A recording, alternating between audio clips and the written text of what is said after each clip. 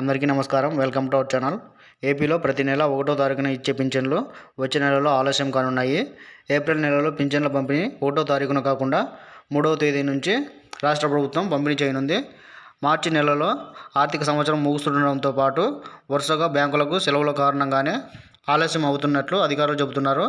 ఇప్పటికే అన్ని జిల్లాలకు డిఆర్డీఏ పీడీలకు గ్రామీణ పేదరిక నిర్మూలన సంస్థ సెర్ప్ అధికారులు సమాచారం అందించినట్లు తెలుస్తోంది.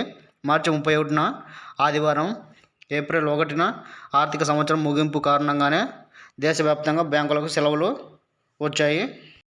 దీంతో సచివాలయ సిబ్బంది పింఛన్ డబ్బులు ఏప్రిల్ 2న డ్రా చేసుకొని 3వ తేదీ నుంచి పంపిణీ చేయడానికి అన్ని ఏర్పాట్లు చేసుకోవాలని అధికారులకు సమాచారం అందించారు. గతంలో కూడా ఏప్రిల్ నెలలో 3వ తేదీన పింఛన్లు పంపిణీ చేశారు.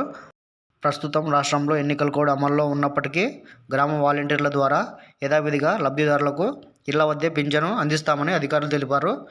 ఎన్నికల కోడ్ ఉన్నందున పరిమితికి మించి నగదు తీసుకువెళ్లకూడదనే ఆంక్షలు ఉన్నాయి. అయితే లావాదేవీలకు సంబంధించిన రసీదులు చూపి తీసుకువెళ్లవచ్చు. దీంతో పింఛన్ల పంపిణీలో పాల్గొనే సచివాలయ సిబ్బంది, వాలంటీర్లు బ్యాంకుల నుంచి నగదు డ్రా చేసిన తర్వాత బ్యాంకు సిబ్బంది ఇచ్చే రసీదులను తప్పనిసరిగా తమ వద్దే ఉంచుకోవాలని సెర్ప్ అధికారులు సూచించారు.